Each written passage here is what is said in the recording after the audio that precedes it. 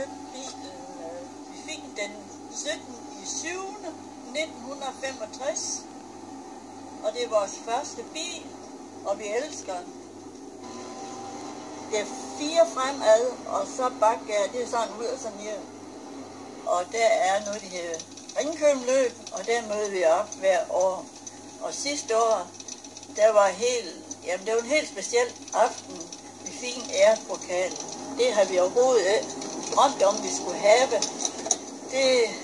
Det er sådan noget, det varmer godt.